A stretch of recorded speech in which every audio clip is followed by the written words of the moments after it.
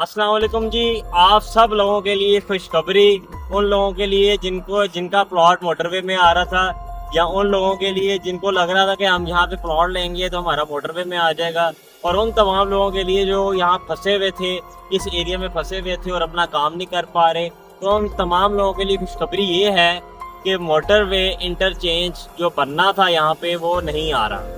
अच्छा जी, अब हम इसकी डिटेल्स की तरफ चलते हैं कि मोटरवे इंटरचेंज आ नहीं रहा और क्यों नहीं आ रहा और कहाँ पर आ रहा है, वो हम बता देते हैं। सबसे पहले तो ये जो प्रोजेक्ट है ये फेडरल गवर्नमेंट का है और ये शुरू हो रहा है पंजाब गवर्नमेंट से, पंजाब के डिस्ट्रिक्शन से, और पंजाब में ही ख़त्म हो रहा है, जिसकी वजह से इसके अंदर थोड़ी सी तखीर आ रही थी फंड की, जो कि अब फंड मिल चुके हैं। और इसकी लेयर्स हैं, दो पैकेजेस हैं जिसके अंदर ये मुकम्मल प्रोसीजर बनना है। और जो इसका है प्रोजेक्ट है उसका नाम है Lahore cyber power motorway.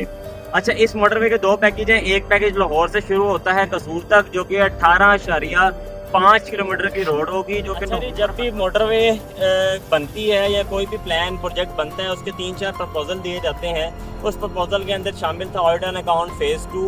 Audit and account phase 2 की परली साइड आप रिंग रोड मेरे पीछे देख रहे होंगे, रिंग रोड की पिछली साइड पर एक प्रपोजल दिया गया था और वो तो फौरी कैंसिल हो गया था क्योंकि ब्रिगेडियर साहब का स्कूल बीच में आ रहा था। और उसके बाद ये पीछे गांव हैं, उसके लोगों ने आके रिंग रोड के ऊपर चढ़ के एहतजाज किया था, जिसके बाद गवर्नमेंट ने वो प्रपोजल भी कैंसिल कर दिए। यहाँ के कई प्रपोजल चले जो कैंसिल हो गए, और एक प्रपोजल कक्के जई का था, एक प्रपोजल पीछे का था जहाँ पे एलडीए की ज़मीन आ रही है। खैर, सारे प्रपोजल कैंसिल हो गए। अब जो नया प्रपोजल है वो ये है कि हेलो की कमर बन रही है और इसका जो टेंडर है वो लिस्ट हो चुका है। टेंडर की बिडिंग स्टार्ट होएगी और एक दिन के अंदर टेंडर क्लोज होगा, और जिस दिन टेंडर क्लोज होगा उसके 1 महीने के बाद यहाँ पे आपको हल्लो के इंटरचेंज पर वर्किंग भी नजर आ जाएगी, और इंशाल्लाह हम हल्लो के इंटरचेंज पर जाके आपको वर्किंग भी दिखाएंगे। और जब टेंडर रिलीज होगा और टेंडर क्लोज होगा उसकी इंफॉर्मेशन भी हम आप तक पहुँचाएंगे। अब जितने लोग यहाँ पर प्लॉट लेना चाहते हैं, देना चाहते हैं, प्लॉट खरीदो फरोख्त करना चाहते हैं, वो लोग जो यहाँ पे घर बनाना चाह रहे थे और घर नहीं बना रहे कि ये ना होगा जी हम घर बनाएंगे तो हमारे पैसे ना ज़ाया हो जाएं, तो उन सारों के लिए खुशखबरी है, वो यहाँ पर आके अपना घर बना सकते हैं। वो लोग जिनका प्लॉट बेचना चाह रहे थे, रेट नहीं मिल रहा था, वो मार्केट के अंदर प्लॉट निकाल सकते हैं, और वो लोग जो प्लॉट लेना चाह रहे थे वो यहाँ पे ले सकते हैं। तारिक बिन ज़ियाद की मार्केट फिर से बहाल हो चुकी है, आप सब डीलर्स के लिए, आप सब भाइयों के लिए खुल चुकी है। अब दूसरा जो सवाल ये है कि कुछ लोग ऐसे भी होंगे जो लोग गवर्नमेंट की बात नहीं मानेंगे, हमारी बात नहीं मानेंगे, किसी की बात नहीं मानेंगे, उनकी दिमाग कीड़ा उनको ये हर रोज, हर बार, हर रात, हर सेकंड यही कहेगा कि जी इतने डीलर झूठे ने, गवर्नमेंट झूठी है, इतने आनी ही आनी है, इधर मोटरवे आनी ही आनी है। तो उन सब लोगों के खदशात को दूर करते हुए मैं आपको बता दूं कि अगर यहाँ पे मोटरवे आती है तो आपको आपके प्लॉट के पैसे मिलेंगे, और वो भी डीसी रेट के हिसाब से, जबकि इधर प्लॉट के प्राइसेस कम है और डीसी रेट के प्राइसेस ज्यादा हैं।